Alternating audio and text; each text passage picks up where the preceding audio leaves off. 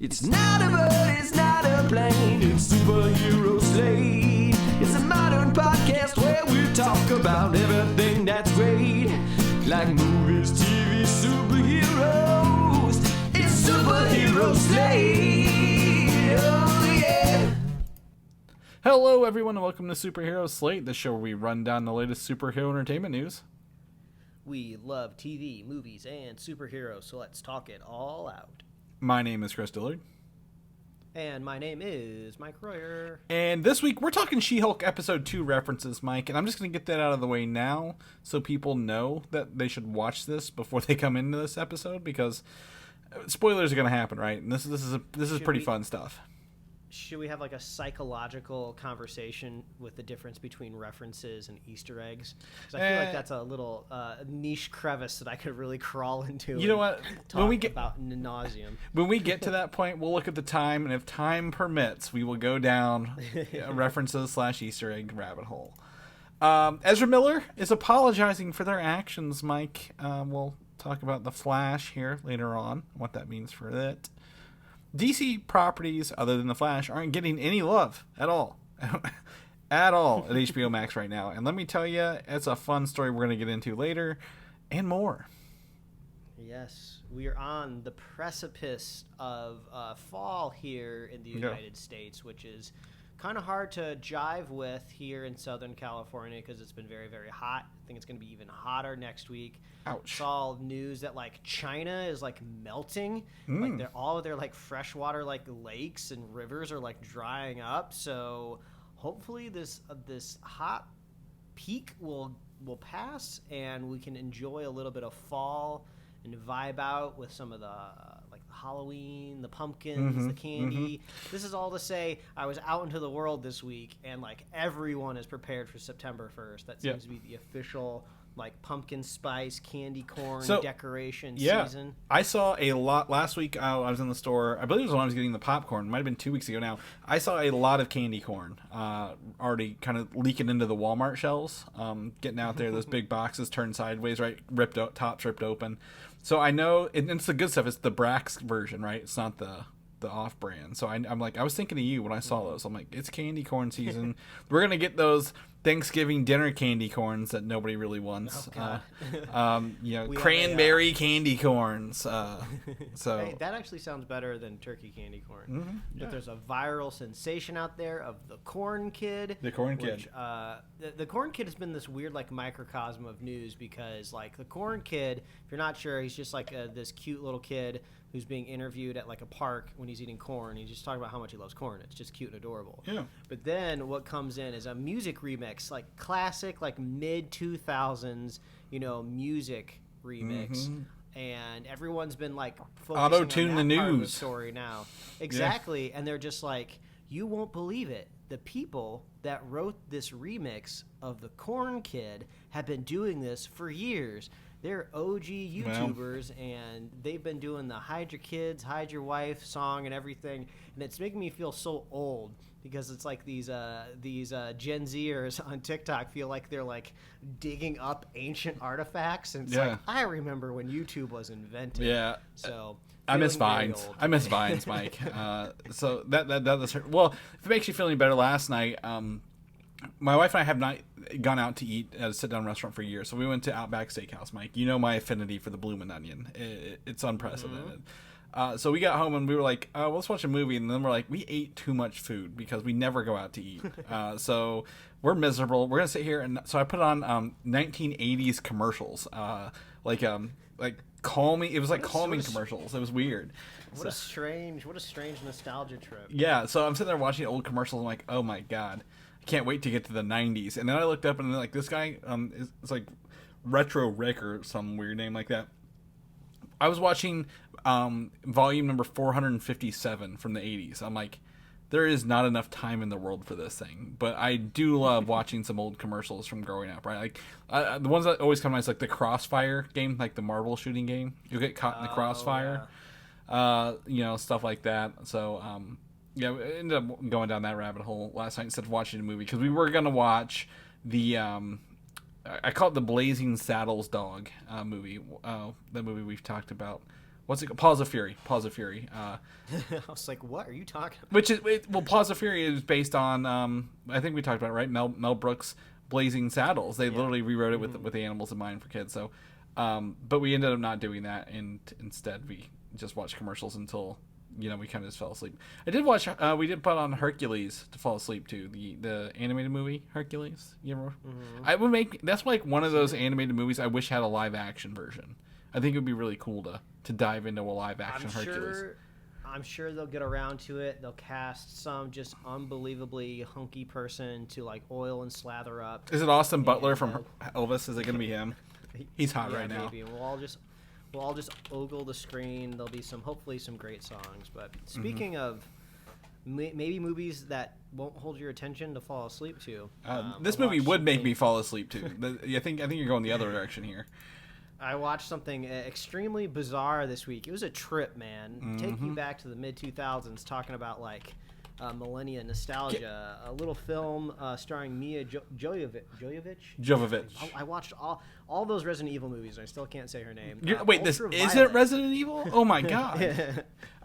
Ultraviolet, circa 2006, which I had to look up and kind of get my frame of reference right. This is 2 movies into the Resident Evil franchise. I guess she decided to take a little bit of a break and work on an original concept called Ultraviolet. This was also a year before Spider-Man 3, I believe the same year as X3, not 100% sure. What is that, X-Men United, I think is that the actual subtitle of that film. So you can kind of see what era this movie is operating in. And after I watched the opening credits of this scene, which is just a montage of like comic book covers for Ultraviolet, I was like convinced that these were real comic book covers. I was totally sure that this film was just another comic book adaptation cash grab. And I was shocked to see that this was not a 90s comic book that was turned to the big screen. This is an original concept made from the ground up, and it totally feels half-baked 100% all the way through story-wise, that's for sure. But the movie is like wild, right? I actually would recommend somebody watch this movie just knowing the context in which it was made and just seeing some of the visuals that they put to screen. It's kind of infamously known for some incredibly bad CGI, especially when it comes to this like motorcycle, helicopter, like action scene / chase. But man, they are damned if they're not trying their best to put some of these extremely high concepts to screen. There is some laughable like CG cityscapes.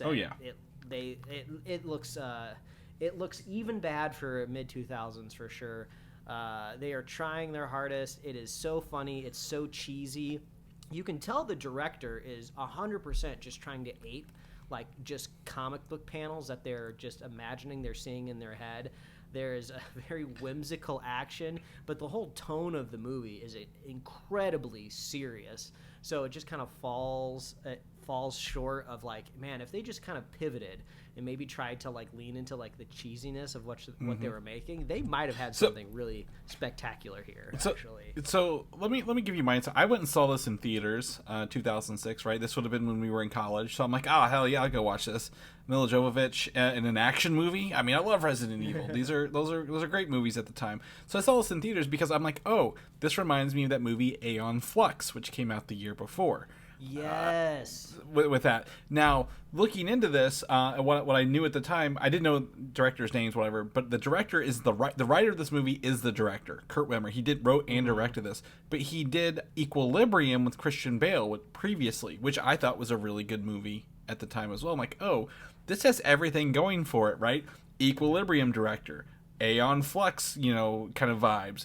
No, this movie is one of those things, like, I only, like, when you say the name, it like, kind of takes me back to that moment of, like, martial arts and silliness, and I think, is it William Fichtner is in it as well? Like, the era where he was in, like, the bad guy and everything kind of, like, deal, but, like, that's all I remember about this movie. And I paid money to see it, Mike. That's the worst part about it. Yeah, you can really feel the influences just kind of ooze out of this movie, like very high caliber like poses and action. It feels like the director was just mainlining anime before they decided to film this. So you can definitely say that you would get your like minutes worth, right? you definitely get an idea of when you go to hit play on HBO Max, which is where I watched it. It's only clocking at like an hour and 27 minutes, right? So you're not in for a long ride, but like one thing that is hard that I feel like is maybe overlooked because she's been in like so many mediocre to bad movies is Mia Jovovich is a cemented undisputed action star. Like, you can tell she is picking these roles because she loves action. Like, I don't know how often they're swapping in, like, stunt doubles for her in her movies, but, like, she is, like, going hard. Every scene that she's in, like, a lot of respect to her, and especially all of the... And she was doing nonstop action, right? Like, can you imagine the abuse that she put on her body, like, doing, like, these high-caliber, high-paced action films, like, every 2 years? So, like, a lot of respect to her. I wouldn't be surprised if maybe she has, like, some sort of, like, kind of, like, historic career, like, award at some point in time. Maybe even if it's either, like, a smaller, like, untelevised, award show. Maybe she can be given Lifetime Achievement Award. She's been in a lot of the lowest grossing movies in the history of cinema. She was in Monster Hunter too, right? That weird oh God, Monster Hunter, yes. Adaptation. yeah, I watched it. I never played a game, and does not make me want to play the games. That was also her husband, who also did the Resident Evil movies. But yeah. So if you just want to go take a trip, man, go watch Ultraviolet. There's a scene that I'll never get out of my head, right? At the beginning of the film, she steals like this top secret package, right? And she's told over and over again not to open it. So you know she's going to open it at some point in the movie. She opens it, and then you see her reaction like, she's surprised what it is. And then in my head, I go like, oh, I bet it's like something alive. You don't react to something like this that's like an object, right? It's got to be like a baby or something like that. No, it's like a 10-year-old, but the 10-year-old cannot fit into this packaging. So this 10-year-old boy is in like this weird temporal like space inside of this package, but it looks like this really weird like 90s like screensaver effect that's like going over his body. It is so weird. It's so funny. So go check out Ultraviolet. Yeah. But if you want like an honest to God good recommendation, there's a new show from the creator of Raising Hope and My Name is Earl that is, for all intents and purposes, on Amazon Prime, but actually it's on Freevee, which used to be IMDb TV, but since it's all owned by Amazon, the library is on Amazon Prime, so I hate explaining Freevee, so it's so confusing, but it's basically like a Tubi or like a Pluto TV. It's just like ad-supported. Anyway, it's a show called Sprung. You can watch it on Amazon Prime, supported by ads, and it's loosely based on a true story of these kind of like low offender convicts that all get released from prison early due to the coronavirus, and this is taking place in like early 2020. And there's this funny scene where they're all out of prison, and they ask like this guard who's on a bullhorn. He's like, well, where are we supposed to go? And he was just like, well, you can't stay here, and you're supposed to shelter in place. So I understand the predicament that you're in, but good luck. So it just kind of follows these convicts that all have to like shack up in a house together. And it's just really funny because like I would have really thought that you would never really be able to make the pandemic funny in any way. But since now we're kind of like two and a half years kind of out from it when it started, you can kind of look back at the very, very beginning of it and laugh a little bit. So they're doing things like toilet paper shortage stories. They're trying to get like their COVID tests to see if they're positive, and they're writing it knowing about it in hindsight. It's not like they wrote this show back in 2020, right? They're writing it like recently, so they're telling all these really funny jokes about like, oh, I bet this is all going to blow over soon. But anyway, there's 4 episodes available right now. I think they're dropping 2 a week. So go watch Sprung on Amazon Prime /Freevee. I hate that name. It's so dumb. But go watch it. It's funny. I'd recommend it. It rhymes with TV. That's why they're doing it. Chris. Yes, I know, and it's free, and I hate it. I understand it as a concept. It's just so confusing. It's like a freemium game, Mike. You pay when you want to do more premium things. Yeah, and I feel like there's some sort of like weird like marketing item that they have. Like, well, if you get Amazon Prime, you won't have to watch the commercial. So it's not free V anymore. It's just V. Yeah. Let's not talk about this anymore. Let's move this along. Moving it along. All right, then. So let's jump into biggest news back half this week. Fantastic Four, right? We are merely weeks away, 2 weeks away from what's it? D23, right? Big weekend. Marvel says they're going there. We're pretty confident they're going to announce all the Phase 6 stuff there. But you know, we've been wrong before. We didn't think E3 or not E3, San Diego Comic-Con was going to be as big as it was. But one of the rumors before this is coming out of this is that Matt Shakman, the director, showrunner of WandaVision, has been tapped to direct the upcoming Fantastic Four movie for Phase 6, which is huge. I mean, that's great. I loved WandaVision. I love the execution of that show. You know, I am doing my best not to overanalyze it, right? Because I feel like a lot of times when news like this breaks, people just go to the lowest common denominator of the creative person. It's just like, oh, well, they made like a period piece of a TV show, so obviously the Fantastic Four are going to be like period characters. And I'm sure that hot take has been put out there out in the world. I think it's just more like they're a competent director and showrunner, so they're like, hey, I bet you could handle a movie. well, I think the big thing here is Jack Schaefer. She wrote the show. She created it and wrote it. So I think, you know, Shakman as a director is probably, you know, he made everything look really well. He got the best out of the actors, right? And that's very important because WandaVision, the first Disney Plus show, very strong, best foot forward, very emotional, very you know, I guess thought provoking throughout the whole thing, right? So I think Matt did a really good job with that. I think, you know, one of the things, you know, we've also talked about with Marvel is, you know, that was a year and a half ago or more since that came out, a year and 8 months ago, 9 months. So we're coming up on 2 years of that. I think, you know, Marvel has learned from stuff since then. We've talked about, like, because all these TV shows were kind of produced during, you know, a pandemic and done really, you know, shortly, so they didn't have the insider feedback from the audiences that they've talked about using. So I think using that as a, you know, it's still a good show, nothing against it, but I think, you know, they've also come out better from this and are doing this. I do not think Matt will write the movie. I think they'll have a different writer for this movie, right? You think so? Like, I don't think they're gonna be a writer-director combo for Fantastic Four. I mean, the whole writing process from film compared to TV series is such a different animal, right? It almost seems like I think every Marvel movie, really, you got so many passes that go over it. You know, that you get that first writer's pass, you got the producers looking it over, the director adding notes, you bring somebody in to do punch up on the scenes, right? So by the time it's all said and done, like, who really even wrote it? Well, I think, you know, I think the important part is the writer gets the bones down. There may be some miniatures day to day, but, you know, you're right. Like, there's a lot of hands on these movies. They also film a lot of extra scenes they may or may not use in the edit. They also bake in, right, reshoots if something's not working or if they need to add extra things to it.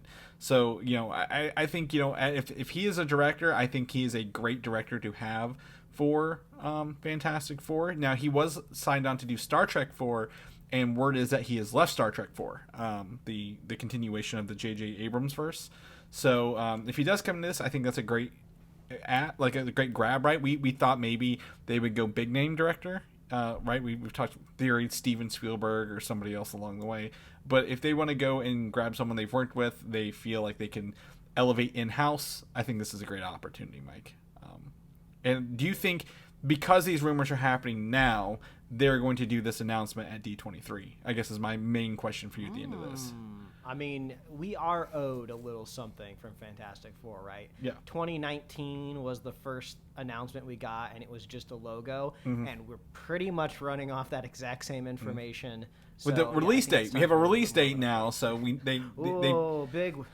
Well, they got to work backwards from that, right? They can't not start making this movie like right now to do this. You know what I'm saying? So put a line in the sand. Yeah. They're not Warner Brothers. They're not going to push that date around too much if they don't have to. Yeah, I mean, when Marvel makes a movie, they try to stick to it as much as possible. But we'll talk some more about those other options here later.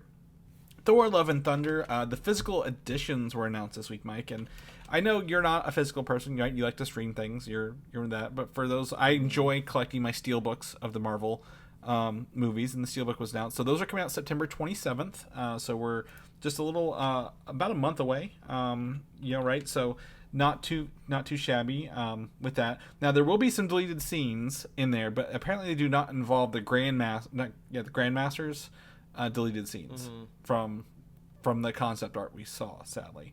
But I'm excited to kind of see what's going on with some of that stuff. I like watching that. The other bit of information that came out about Thor: Love and Thunder, Mike, is they will stream the IMAX enhanced version on Disney Plus.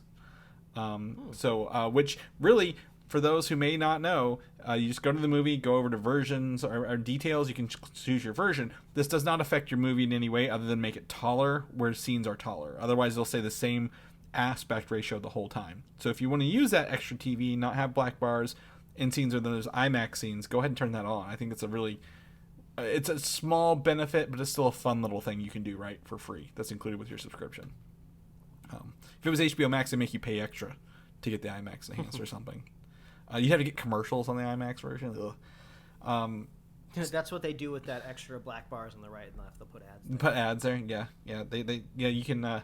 You can't pay to turn them off, or it's like a in-app purchase kind of thing. Anyway, Thor: Love and Thunder coming. I'm excited to revisit this, Mike. Like we said, it's an okay movie. It's funny, popcorn thing. I'd love to go back and maybe kind of comb through the details on my own accord. Black Panther: Wakanda Forever. Some fun things here. We get a new look at Ironheart's upgraded armor from the movie. Is what we're assuming here, Mike. I sent this photo to you in chat. We talked about it a little bit here because we've seen the Ironheart's her show armor, and the armor here looks way sleeker, way more Shuri designed, if you will. Like maybe a black Wakanda person made this more so than she did on the streets, if you will. Like it's very refined, and the black and blue is very interesting highlights here, kind of going into this. Yeah, so far now it's kind of like we're trying to chronologically, I feel like, track armor progression, right? Because if we're still operating off of the same model in our head as Tony Stark, he starts off rough and gruff, and his suits just get more and more streamlined as they go, right? And right now we have 3 versions of the kind of Ironheart armor that's out in the wild. Yep. Some of them are from her Disney Plus streaming TV show. Some of them are from Wakanda Forever. So she has kind of a proto armor where it's just kind of slapped together with belts and buckles and straps that looks pretty rad. And she's mainly exposed there. Yes. And then it seems we have the next level up, which is kind of looks more like a War Machine-esque armor. And then we have this one that's really highly polished. But it makes me wonder, is the Ironheart show supposed to maybe jump back in time chronologically to where she had more proto suits, or maybe it's going to be like a Spider-Man situation where Ironheart has this suit for an amount of time, but maybe it gets destroyed, or maybe she has to leave it in Wakanda and can't take it with her. Well, I'm thinking there's 2 options here, because the proto suit and then the final sleek suit that's more Iron Man are in the same movie, right? So is that proto suit maybe not a proto suit? Maybe is that something she has to build in a time of duress? Maybe hey, look, Namor's forces are coming for us. What can you build in this, environment you're in, right? Maybe it's an emergency thing. And the other one, her show, is maybe a prequel. My other theory is, and I kind of wrote it here, is maybe the one we saw for the show, she is built specifically to take on the Red Hood, or not the Red Hood, the Hood, who has magical powers, right? Maybe that bigger War Machine armor is you're dealing with magic. You need to be a little more prepared than your vibranium suit, kind of thing, right? And maybe it's got some anti-magic defenses in it to fight his quote unquote Red Hood and magic gun. So is that something? What I really think is interesting here is the concept, or I guess the art on the box makes it look like her chest piece is bulkier and more textured, and she has maybe some shoulder pieces that this toy does not have on, right? The toy is very sleek, very form fitting, and that art shows maybe a hollow chest, or some big engine pieces on the right hand side of her shoulder. I mean, I feel like another takeaway too, a lot of the reasons we're seeing a lot of this Wakanda Forever toys and boxes and art is mainly because people are very interested in this, Ironheart suit. But along the way, like, Shuri has been front and center on all of these posters, right? Yeah. On all of these boxes. It really seems like Shuri is really getting catapulted into the front of this film, and like, it seems like this could possibly be our replacement for Black Panther / Chadwick in this franchise. I'm not 100% sure. To me, it really feels like the safest way to move forward with like the Wakanda Forever Black Panther universe is maybe just don't solely focus on one person, just kind of make it more of an ensemble film where all of the characters, or at least a handful of them, are all equally important, and they all kind of show you a different aspect of what Wakanda is like. But maybe, the character always kind of one character usually always edges a little bit more, so maybe that would end up being Shuri. Well, the other thing I thought about this is they don't really say it's Riri Williams. What if the Ironheart is maybe a Shuri armor, right? Like, you think that maybe it could be hers, like something she made for herself, that maybe she gives to Williams? Yeah, I'm not sure. We got lots of unanswered questions. Very curious what's going to happen here. Toys are in store. If you have kids and they want to play with these toys, go get them. That's why we're looking at these photos in the show notes here. They are literally in a store. So we're like, can you just imagine if we were together in a Walmart just pouring over the toy section? Like, what leaks can we get from the upcoming movies here? What is this? Yeah. So yeah, check out those pictures in there. Let us know what you think of the Ironheart armor. I think it looks cool. A quick note here for The Boys. Season 4 has added Jeffrey Dean Morgan, who played literally Jensen Ackles, who was, oh my gosh, I just lost his name. Soldier Boy, his dad in Supernatural. He's known for Negan in The Walking Dead. He was Batman's dad in Zack Snyder's Batman v Superman. So, like, he's got a lot of history and stuff in superhero stuff. So I think it's a good ad for The Boys, right? So yeah, he's a great actor. I loved like the top kind of like internet comment I saw when this news was announced of like, I wonder what gross stuff they're gonna make him do, because that's always what happens in The Boys. Yeah. Like, you're either doing something gross, you're in some sort of bodily fluid, whether it's blood or maybe something more unspeakable. Yeah. So he's going to be getting up to something. It would be kind of funny if they cast him just to subvert our expectations, and he's just a really, really nice guy, right? Because he only is Negan in my head. Yeah. And I don't watch The Walking Dead anymore. I know he's kind of had a redemption arc, but I don't care about the show. So. He's got an upcoming show with the other girl, Glenn's wife. What was her name from that show? Maggie. There's a Maggie and Negan show coming out, like a spin-off series. Oh, really? Oh, come on. Yeah. Just let it end, AMC. Nope. We get it. You don't have Breaking Bad and Mad Men anymore, and you're holding on to this for dear life. Well, Better Call Saul just ended. They have nothing else, Mike. They go into this universe. A little bit. Yeah, I guess so. But yeah, I think he's great. And I met him in Supernatural. He's in the Losers, that DC comic book movie it's also got Chris Evans in it. So, Idris Elba. So, yeah, very excited for that. Umbrella Academy, its counterpart on Netflix, right? The other show that comes out at the same time, is renewed for a 4th and final season. There's no other material for them to adapt, so I don't know. I think this is good that they're going to end on their own accord rather than ending on a cliffhanger, right? Yeah. Yeah. I'm very, very glad that it gets to end. Something that many shows don't often get a chance to do on Netflix. So it's great that kind of the writers and the creators of the show get to go into the room and really pitch something to definitively wrap up a lot of these characters. And also, this is probably really good timing, too. We didn't really get a chance to talk a whole lot about the last season of Umbrella Academy on the show.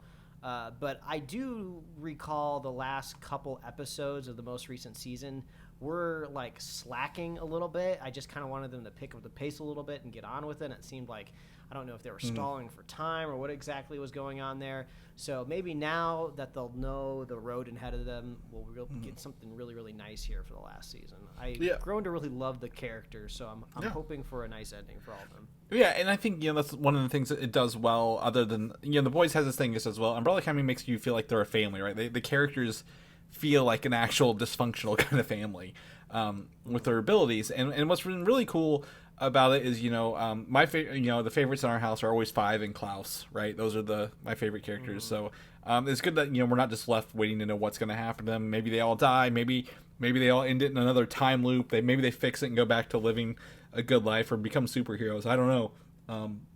But I'm very excited for that to like you said, Netflix to give them an ending season and like, this is your last one. Make sure you write it as your last one. Yeah, and the stories and the world and all the characters have all kind of started to reach kind of their peak in a way. A lot of the characters have almost realized their full potential, like power-wise. Yeah. We've gotten very, very high concept with how the world is always ending and how they're solving it. Yeah. It feels like there's not a whole lot more room to go, right? Yeah. It's almost like an issue that maybe we might see Marvel coming into in a couple of years, right? Like, well, after you deal with the multiversal threat, like what is left after that? Well, I'd say it's more like The Flash, right? The Flash, every season, it's like, hey, it's somebody else who just runs a little bit faster than me every time. And this Umbrella Academy is like, oh, the universe is ending at the start, literally, of every season so far. So, yeah, I'm very excited to see that kind of wrap up and see where they go. With also, there's no more comic books, right? They're really making this up. Maybe with Gerard Way's help for the fourth season, if he's going to make another. But like, there's no other content out there that they can adapt from. So, good for them to get that ending note there. Speaking of Umbrella Academy and Netflix, the adaptation of Horizon Zero Dawn, the PlayStation exclusive game, has snagged Steve Blackman, the showrunner and creator of the Umbrella Academy show, to adapt that game for Netflix. So that's pretty cool. I think he's done a great job with that. I don't know much about Horizon Zero Dawn. I played a little bit of it when it was one of those like free PlayStation of the month games or something like that. So I got a little bit exposed to the story, but not a whole lot. It seems like it would be relatively visually effects heavy because like the animals are supposed to be like machines or something like that. Yeah, it's very machine heavy, yeah. But I feel like visual effects nowadays would actually deal with that really, really well, right? It's just kind of like tracking your 3D model in the scene, and you're kind of like good to go. It's a game, so they've already got the 3D models done. Really, they're just sharing that over. Yeah, actually, I didn't even think about that. But I know it's a very kind of story-driven type of game. So we're kind of on the precipice here, especially after seeing the teaser trailer or the teaser scene for The Last of Us the other week. Yeah. So we could be like Sonic the Hedgehog, kind of normalizing kind of some of the more fun characters on the big screen. Maybe now we can dive into get game. Else. Well, I really crossing fingers because I know you just watched Uncharted and it was kind of a letdown for you, right? Knowing how much that franchise means to everybody, hopefully Sony's doing some, some house checking on these upcoming shows. So, cross fingers for that because I am excited. They just had a second game come out, Horizon Zero Dawn. I know Horizon Zero Dawn is also getting a PSVR 2 launch game. Like they're putting some money into this franchise, so it's big grab for them. Speaking of video games, moving along, Bioshock with the increase of other video game movies getting adaptations. Bioshock has snagged a director and writer with Francis Lawrence, who is known for Hunger Games, I Am Legend, and Slumberland, to direct this, and Michael Green, who wrote Logan, Blade Runner 2049, and Death on the Nile for the screenplay. So yeah, I know I vaguely remember us talking about Bioshock being adapted a long time ago. Yeah. Way too much has happened between now and then to where when I saw this news, I was like, oh, they're adapting Bioshock? I feel like I was supposed to know that. I love the story of Bioshock, another game that I really haven't played, but is popular enough to where I understand the concept of it. This kind of underground, almost like fascistic society with magic, but I don't know how the magic is really explained outside of like a video game world, So Bioshock is essentially you're in an underground city that was built and supposed to be like this ideal city, right? And only certain people were invited to live here. It's very much in the vein of like a Fallout movie, right? Like and you end up being down here and it's very 1940s vibes, right? Everything is a time capsule of whenever they built this city. And in it you have, again, people know the big daddies, right? The big suits that are like diver suits and their little sisters, but like you get these things, they're not called elixirs, but you inject them into yourself and that gives you the ability kind of thing in there. Like isn't one of them, or like I would assume one of them is like fire, just because. It's like there's a fire basic thing. Powers. Yeah. Isn't one like shooting bees? Like, am I imagining no, being able to shoot bees from your hand? I think later on, I think Bioshock 2, which was a different city, had different abilities because it went more rogue with what it had. And that sounds really, really cool, but I feel like you gotta really hit a very specific tone. Yeah. Because when you're playing like a video game, it's just like, oh, I can shoot fire now, I can shoot bees or electricity. Yeah. Like, oh, I'm playing a video game. I can suspend my disbelief to do that. But you know, when you enter the realm of like a TV show, you kind of have to add a little bit more fact to that fiction. So I wonder how they're going to pull that off. The story of Bioshock is fantastic. You know, of those games you play for the story because it's a single player game. It is absolutely wonderful in terms of you as the main character, who is a person, not necessarily you have a voice, you have a name. So like playing that character, like a detective. You're like a detective, right? Yeah, something like and you're trying to solve, like figure out what happened to the guy who built the city and what's happening down here. It is fantastic. I think Bioshock is one of those games that really took me by surprise whenever I got to it. So I think the story's there. I think there's opportunity, maybe even tell like how did they get to that point where they're building the city. I think they'll probably go a little farther back than pick up where the game did. But yeah, like you said, you are dealing with some mysticism, some magic, and some like DNA altering stuff. So like, you know, you've got to build that in, and I think, you know, building the city is going to be, or this whole universe is going to be very crucial to that. But I think it's going to be great. I think, you know, Michael Green, who has written Logan, Blade Runner 2049, and Death on the Nile, I think he can encompass all those three into a Bioshock, either series or movie. I don't know which one it is on Netflix. Probably series if it's on Netflix. Really, really well, because those three pieces he's done are fantastic. So Death on the Nile had a lot less death on the Nile than I anticipated, but you know, I'm a stickler for titles. But yeah, if you've not played Bioshock, there are 3 of them out there. You can go check those out as well.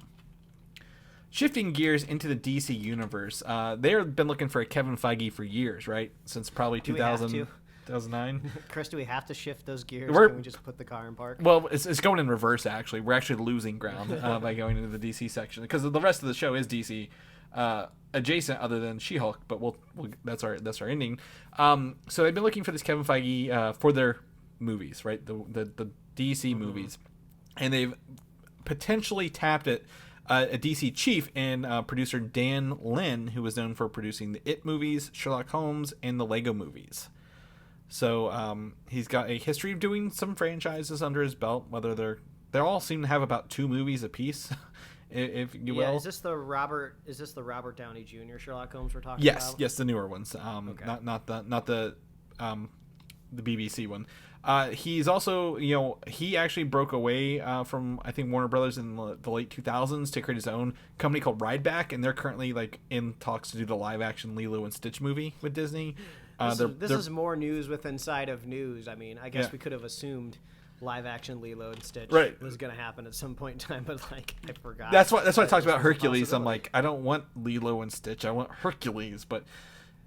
Anyway, he also produced. He was a producer on the live action Aladdin, that came out. You know, Will Smith and the guy who's going to play Ezra Bridger. But yeah, he's a producer. He's broken off from Warner Brothers, creates his own with his own company. So you know, like he's platform agnostic, if you will.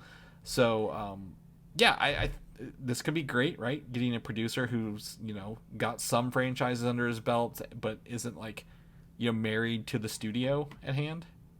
You think? I mean, obviously less exciting than our Greg Berlanti rumor, which we had a little bit more analysis that we could add to. Yeah. Right. The other week. But at the same time, did anybody really know who Kevin Feige was before he was Kevin Feige? So, you know, I think somebody that is going to be in charge of an entire universe like this has to be like a creative visionary, right? And somebody you really have to sit down and talk to and see what their ideas are.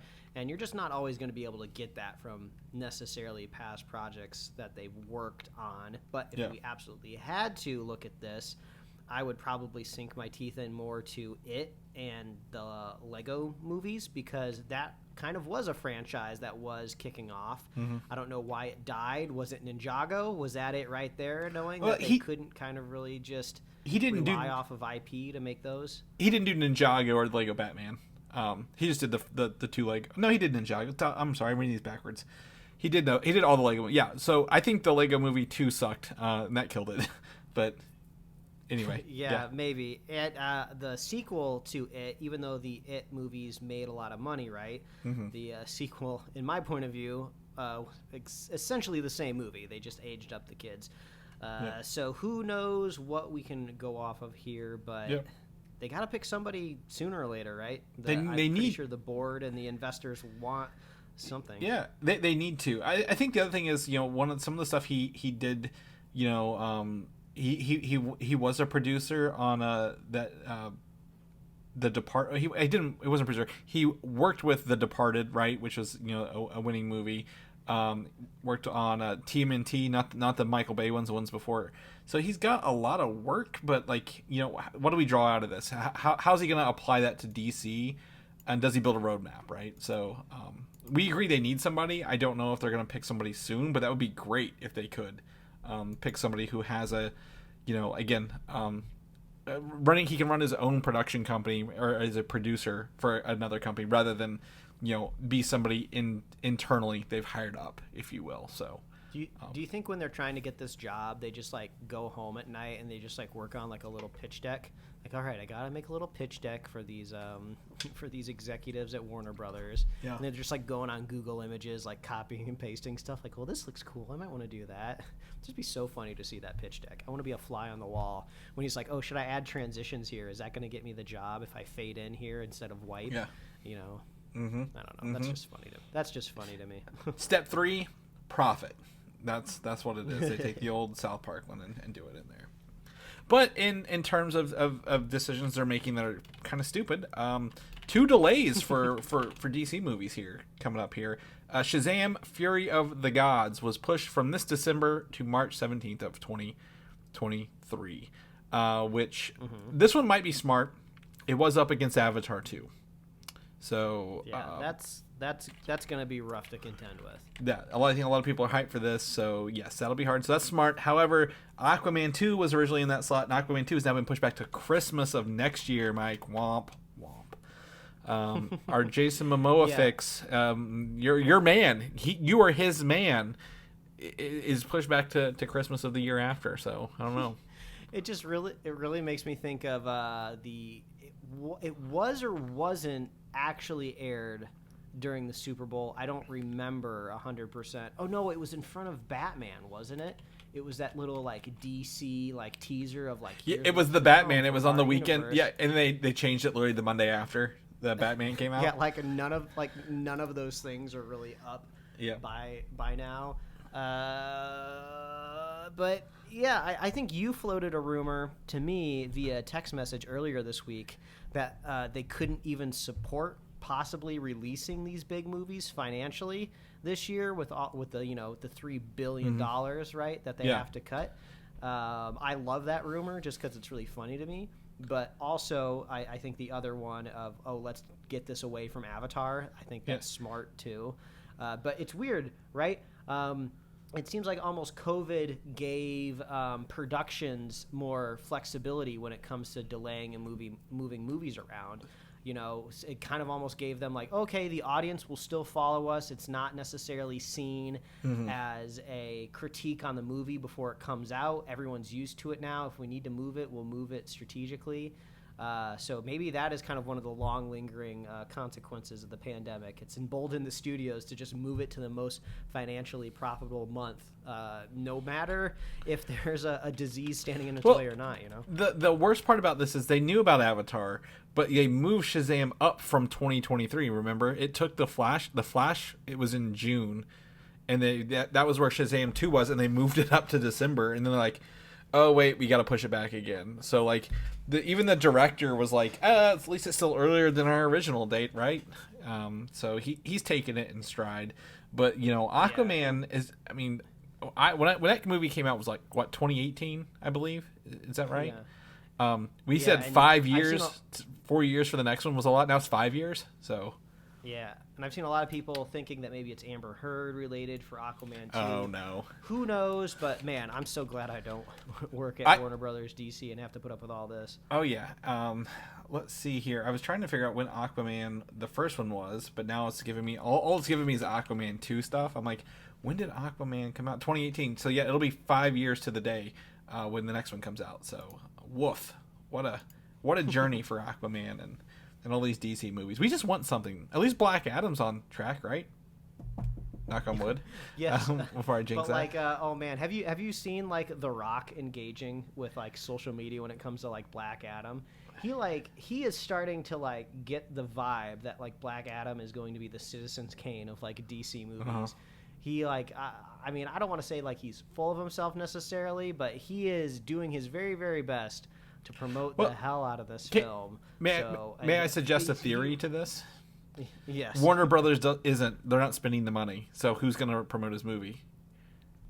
Yeah, I mean, that could be. I've not seen anything Black Adam other than that one trailer like a couple months ago. Mm-hmm. I mean, he is a social media juggernaut, so if he just wants to promote something on his own dime, you know, even if it is a dime, to hit the publish button. Yeah, well, he's a producer, so I think he's getting a kickback for how well this movie does too. So I'm thinking like sure. Warner Brothers is like, we're not gonna like, you know, you're gonna get marketing, but it's gonna be like the week before the movie comes out. So good luck. And he's just like, I don't need you to promote my movies. I'm the fucking Rock. Like I will do it. This is my movie, and I'm a producer on it. So I think to me, it's not that he is, you know, overhyping. I just think there's no other hype for this movie anywhere else out there. So I'm like, yeah, that could be it too. Yeah. So yeah, cross our fingers. Moving on in sad news, step one sad news, Batman the Caped Crusader, the animated show that was going to, not be the Batman animated series, but kind of look like it, right? Very dark. Batman had those long ears in the concept art. HBO Max has passed on this series, sadly, unsurprisingly, though, because they don't want to spend anything. And a bunch of other shows that have nothing to do with this, but like they literally pass on a bunch of animated stuff. And they are very deep in a production on the show, Mike, apparently. Like, they're really, like, they've been making the episodes, they've got the audio recorded, so on and so forth. Well, I mean, if you think about it, like, DNA-wise, you know, if this new CEO, head honcho in charge of HBO Max Discovery or Warner Discovery, whatever the hell it's called, right? Him, in his bones, he sees reality TV as the way forward. He sees it as the cheapest, quickest way to make content that appeals to like the broadest, like lowest common denominator of audience, right? And that's where the dollars are. Like animation is like the antithesis of that, to reality TV. It takes forever to make. It's expensive, and it mostly hits a niche audience. But the thing is, in my opinion, and this is just my opinion only, there's no multiplier factor to reality TV. You put it out there, and it's done. I would think a very, very small amount of people ever go back and rewatch reruns or old episodes of reality TV. You can't merchandise it at all. It only hits a very specific age range, and I would assume it leans very, very heavily female for the most part, which is not necessarily a bad thing, but, you know, it lessens your audience, whereas, like, I feel animation has a very niche multiplying effect where you can get a small audience, but they will become incredibly passionate. They will rewatch it on your catalog until the day that they die, and they'll pass it down to their children, and you can merchandise it and possibly grow it into a feature film at like some point in time, right? But you have to take the gamble there of putting the time and effort into it. So, yeah, really, I do not think that CEO cares to do any of that, right? It doesn't seem like. Well, it's just sad because Cartoon Network is where I watched, other than, WB, the over-the-air channel. Cartoon Network's where I got to catch a lot of the Batman, the animated series, right, later in life. So, like, knowing that Warner Brothers Discovery owns Cartoon Network and they're not doing that is very, very sad for this, because there's Batman the Caped Crusader and other things. So I agree. I know what he's doing, but like you said, it's not one of those things that's ever like, I'm not going to a Comic-Con panel of a reality TV series, right? Like, nobody's doing that. Nobody cares. So it's just, sad. However, let's flip the coin on this. Reports are that all of these projects in the show notes, including Batman Caped Crusader, can be shopped to other distributors. HBO Max is not the stopping production, canceling it. They are just not picking it up themselves, so therefore they can go live somewhere else. Now, I think this is a great opportunity for other platforms to pick up some of this great content, including the possibility of this Batman Caped Crusader stuff. Yeah, I think I saw even like Apple Plus there in the mix. I don't know if that's just somebody. Let's just name off all the streaming services that aren't HBO Max, right? And we can assume that they're in the bid. But like when I heard that, I was like, oh, I could see Caped Crusader kind of more of a prestige, almost animated Batman take landing on something like Apple Plus. They don't really have a whole lot of animation to begin with. Right. They have that. They have that Skydance movie called Luck, which I've seen a lot of people say looks like a commercial for insurance. Yeah, which is funny because I think they also did like a cross promotion with an insurance company on like sponsorship. They also own all the Charlie Brown at Apple Plus. Mm-hmm. So they don't have a lot. I got Apple Plus, so and I keep buying new Apple products, so I keep getting that. Paramount's a great place because they have Nickelodeon, right, and all those animated things. I think that could be a good home for it as well if they wanted to go that direction. For that, so yeah, I think that's good news that people can that they don't own the production. They were just licensing it as a distributor. So there's still hope to see this show down the road. It's just weird that you're going to be able to see DC animated stuff on a station that's not DC only kind of thing. So, very, very peculiar on that. Speaking of things dead at DC, Warner Brothers, Batgirl. Apparently they're holding secret funeral screenings for the scrap movie, for people who were involved, around the Warner Brothers lot. I want to go see a secret screening, like, and I feel like in a fair and just world, obviously the movie gets a release at some point in time, maybe on like a streaming service that wants to pay for it. Who knows if that's up there in the works at some point in time? But like, can some disgruntled person just leak it to the internet? Well, I would love to just like pirate this movie and watch it since that's gonna release it. That's gonna be my next bullet point. It's funny you mentioned that because literally, I think the directors would have in a heartbeat because both of them, one of them I think went online and said they literally removed all of the media from the servers, the footage, before the directors could even sign in after the news was dropped. Oh my god! So they had like an internal memo like, go ahead and get rid of all this stuff now. We're making this announcement, and then no one can get on there and leak anything else from this. Because the directors, I think would have in a heartbeat leaked some of it. I mean, does I know we're past the days of kind of early days of Pixar, right? But was that story of that one woman who saved the whole film because she had a version of it on Toy Story 2, yeah. Yeah, is there a thumb drive somewhere out in the world that has this movie on it? We're not past that. Deadpool was literally brought back to life by leaked footage, right? Like they passed on the product, they showed the proof of concept, and they were like, "Oh, okay, this is an awesome idea." So, people really reacted to it. So I think we're not past that, but like at the same time, like, I just don't want this to go down the release the Batgirl cut kind of scenario. I don't think the Batgirl or the directors have the rabid fan base that Zack Snyder does or pays for through robots. So I don't think we'll get that. But honestly, it's just really sad that they can't release or they didn't even try to shop it around, right? Like to like, hey, let's get this out there. So very, very sad. However, in good news, Mike, because I know how much you hate large corporations, Warner Brothers Discovery, their stock price has dropped to a newest low since 2009 after literally all this backlash the past 2 weeks against David Zaslav killing the projects, canceling all their animations, ruining contracts, everything. Literally, instead of saving $3 billion, they lost $5.5 billion in market capital in 1 month since this. Like, yeah, I'm looking at their stock ticker right now. Their peak, their high, the best that they've done in the last 3 years was this gigantic roller coaster like peak at $77 a share, and that was the right around the time that HBO Max released out into the world. At least I think so. Wait a minute. Maybe not. What happened in March 2021?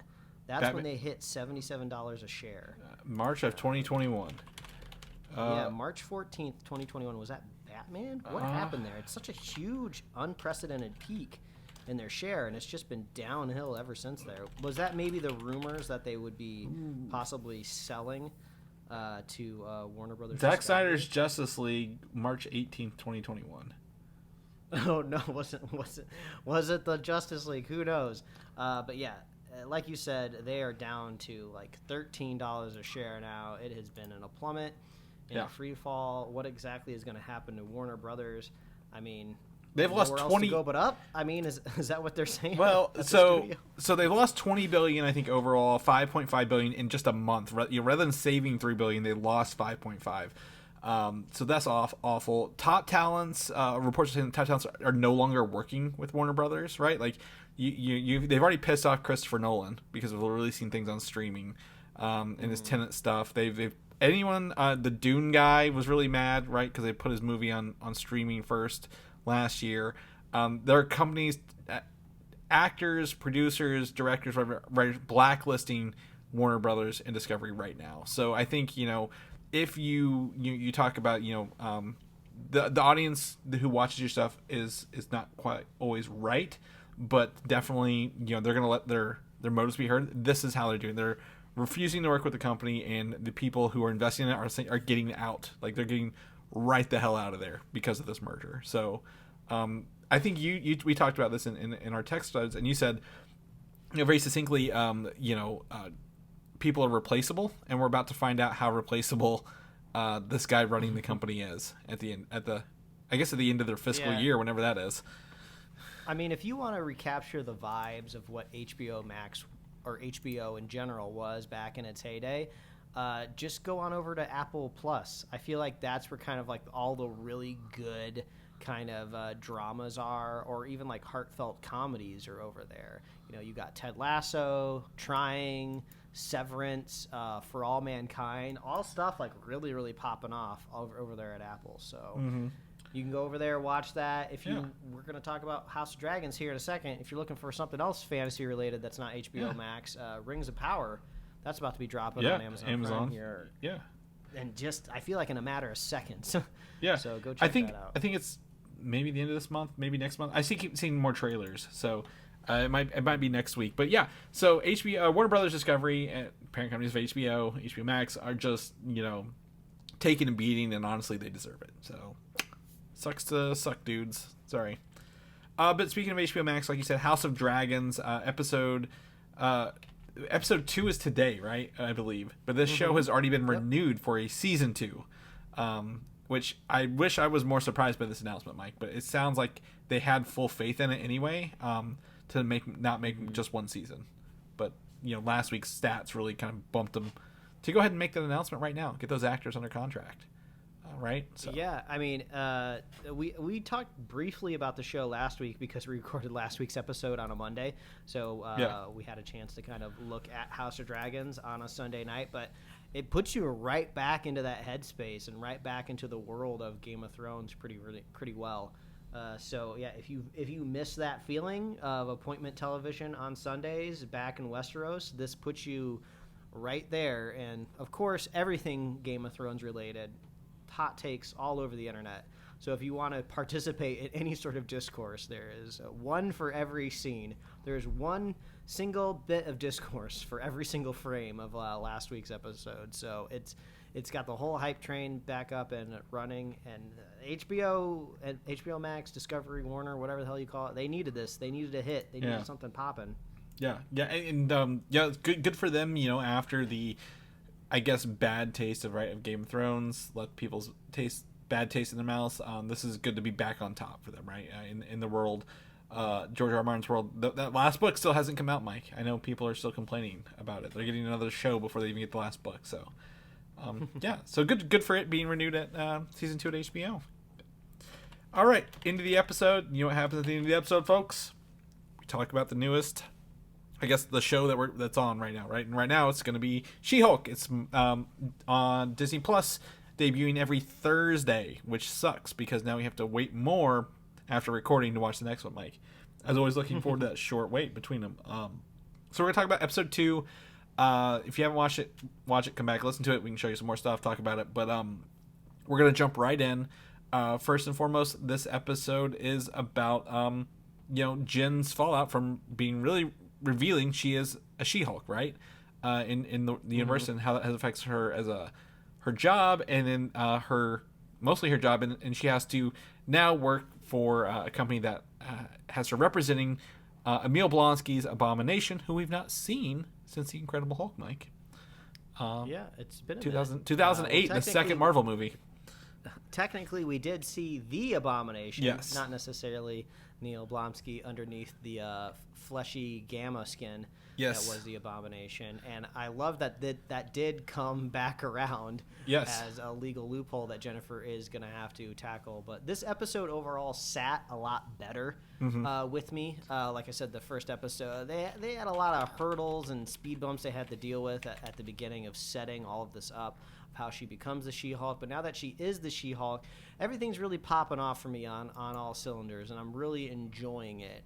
The fact that she has become She-Hulk is working well because I think it's helpful that her cousin, kind of the root of her identity as a superhero, is very famous, right? That's one piece of ground that the MCU has set pretty definitively, that these Avengers are all intents and purposes like the most famous people on Earth, right? Yeah. They are celebrities, they have toys, they have merch, whether they want it, or not, they are famous. So when you kind of see another big green powered superhero, it seems like humanity is already ready for it. Yeah. They've adapted to it. They see it, it's just another version of Hulk, let's call it a She-Hulk, if you will.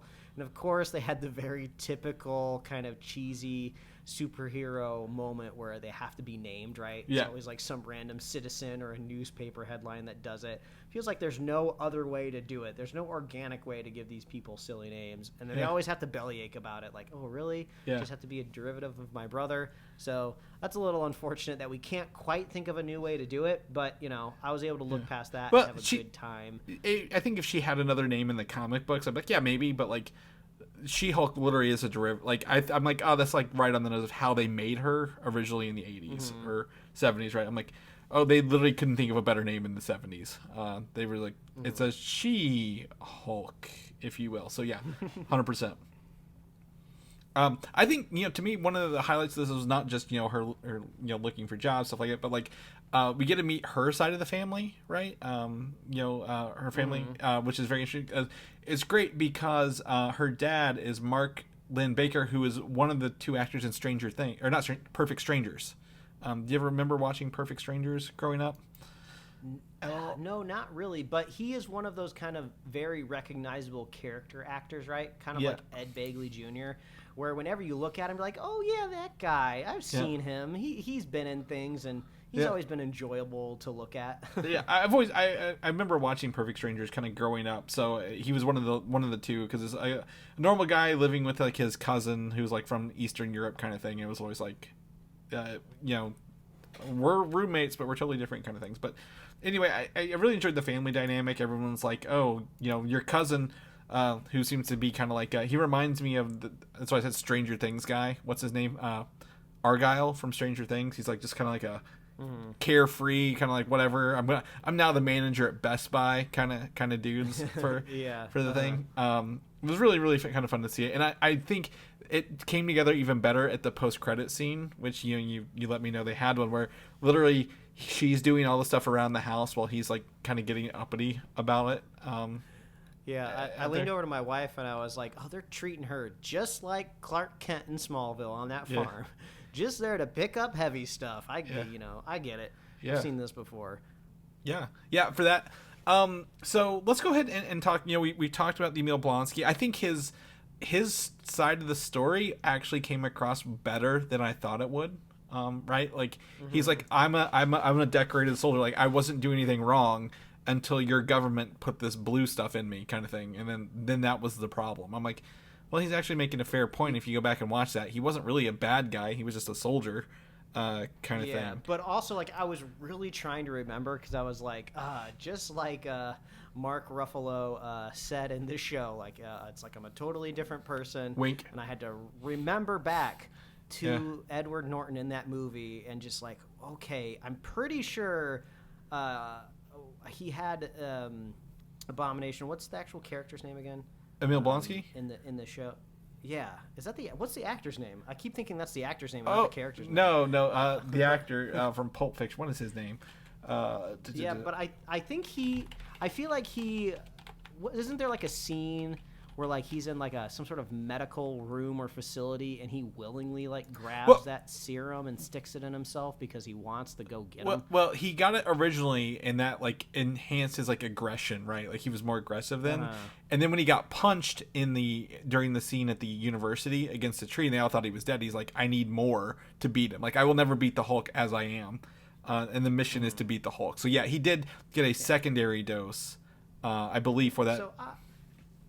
So obviously he's not totally innocent, but from a legal perspective, it is interesting that at least he has a leg to stand on in the courtroom, right? You know, not every Marvel villain can necessarily walk into the courtroom with like a legal excuse of like why they wanted to do it. So it is interesting that at least there is a case to be built here. Yeah. Well, and like I said, I don't think he's innocent. I just think, you know, he did have a really, like you said, a really good, like, this is my, like, I was fine until this happened kind of thing. So it's just great to bring that kind of back around a little bit, you know, to not, you know, forget about that movie as much as they don't have the rights to distribute it with the Universal yet. So I think you know, he just that those scenes with him talking was very, very, you know, fun. And then like in the ending brings it about the live stream of the Abomination fighting Wong at the Shang-Chi. What's that fighting ring called? I forget what it was called. Yeah, anyway, I think that's going to lead into Wong coming into the show sooner than later, right? Because he's literally at the end of this episode. Yeah, I feel like he's going to be on the podium testifying. Yeah. On behalf of the Book of Ashanti. I guess you swear on the Book of Ashanti. Oh yeah, he's got to swear up on the Book of Ashanti. That'd be funny. Yeah. But yeah, he could be like, oh yeah, I was rehabilitating this person. You know, they have to be able to get their aggression out when they're in this forum, and it's better that they're in a fight ring with me than out there in the world. Yeah. So that could be pretty funny. But there was a couple Easter eggs in this episode. I would say, and I didn't even catch these until I looked at the show notes because unless you're like combing over like computer screens with a fine-tooth comb in this show, you wouldn't have seen these two. So I'm gonna. How about this? Here's our discussion. One of these is an Easter egg. One of these is a reference. How about that? That's true. So I would say or do we throw in the word tease? Well, is it a reference or is it a tease? Well, I would say the reference and tease are about. I would say they're both the same. Yeah, it's a teaser reference, right? So the Easter egg is they are finally acknowledging a giant man sticking out of the ocean. In this, there's a news article saying, "Why is there someone here?" And what I love about the show, the first episode and the second episode have been like, this is what the audience is talking about, right? Like this is what people who watch this show are talking like, how do the Avengers get paid? Do they even make money? Kind of thing, which was funny. So like, yes, we know there's a large man sticking out of the ocean. It's glossed over. It's not a huge thing, but it's fun to know that they do know it's there, and they will reference it later, right? Marvel will not leave this untouched. But the other one is a man with metal claws fights in a bar is the other one. So if you could figure out who has metal claws and likes to fight in bars, Mike, who would that be? If you could put a... Now, if this is indeed supposed to be serious, I feel like this is heavily pivoting towards the existence of Wolverine, right? Yes. But this is a comedic show. So who knows? This could just be a joke, a funny reference that we're not supposed to think too much about. But it seems like most of the time in the MCU, when we've seen like visual references to like characters that exist like on screens or like in a list or on a note or something like that, it usually seems to come to fruition in later. In some ways, right? You know, it makes me think of Winter Soldier, right? When they have all of those like targets right? That AI is trying to, and Yep. I think most of those ended up coming to fruition, especially the Doctor Strange one. Yeah, right? Doctor Strange and there was a couple more. It also takes me back to Iron Man 2. There's a scene like Fury's talking to Robert Downey Jr. Iron Man in a room, and there's like dots on a map, and it's like Wakanda and like Atlantis kind of things on the map. I'm like, oh, those are references. Or like Age of Ultron, they're like, oh, that's Wakandan, and they're like, oh my gosh, that's an Easter egg, right? Kind of thing. For us, that came from, now an Easter egg was a reference at the time because we did not have Black Panther on the radar back then. So Wolverine's great.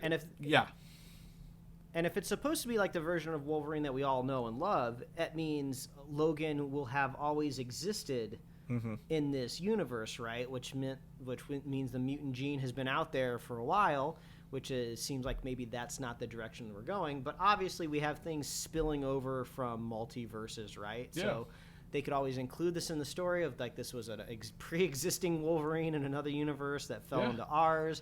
Or if they decided to just never pick up on this specific story again and they're at a Comic-Con one year and somebody brings up the question, they were just like, oh yeah, the multiverse was ripping apart. It was just a Wolverine from another one. You were never meant to see him. It was just a funny reference. You don't even have to say that. You could someone got Black Panther claws.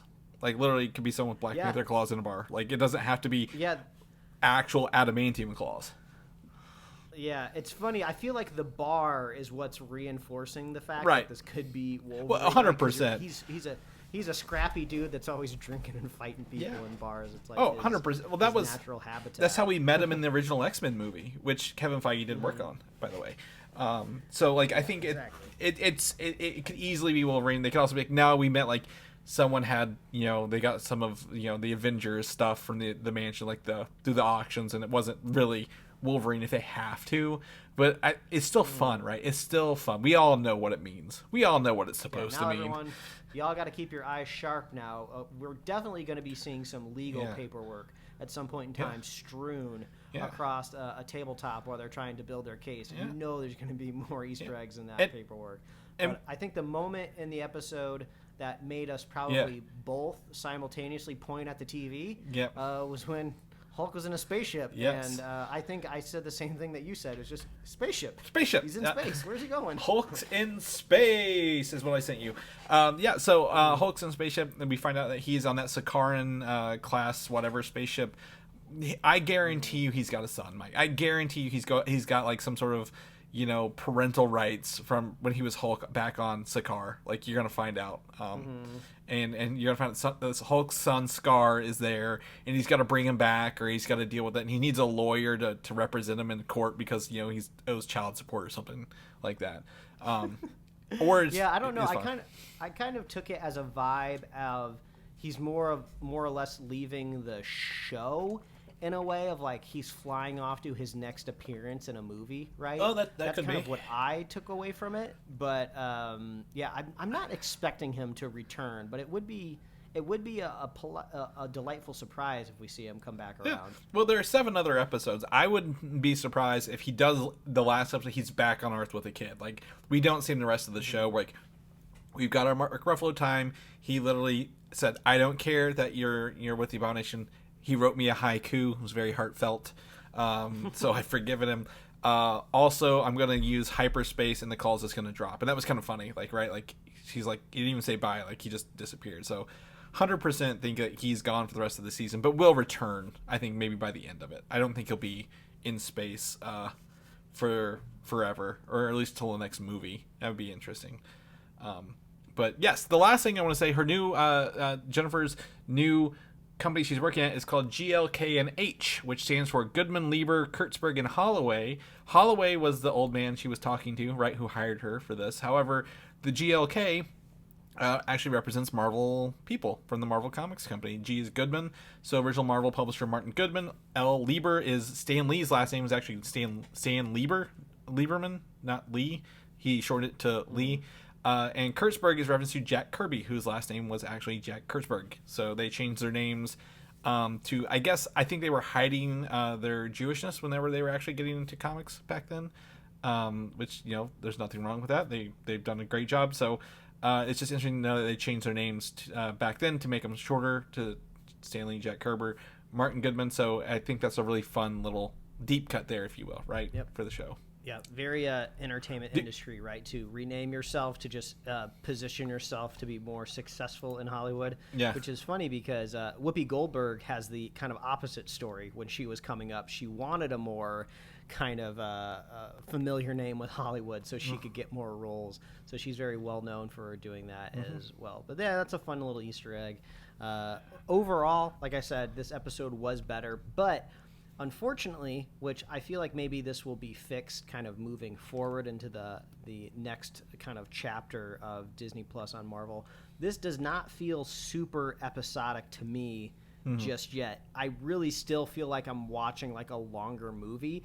And I feel that way because the episodes end somewhat abruptly to me. Yeah. Like, I don't know if it's just because I'm having like a great time and I want the episodes to keep going and I'm just enjoying the characterization of everything, but it just kind of ends like almost not on like a stinger of the end of the episode. It's almost just like, okay, we've just ended on like an act break is kind of what it starts to feel like to me.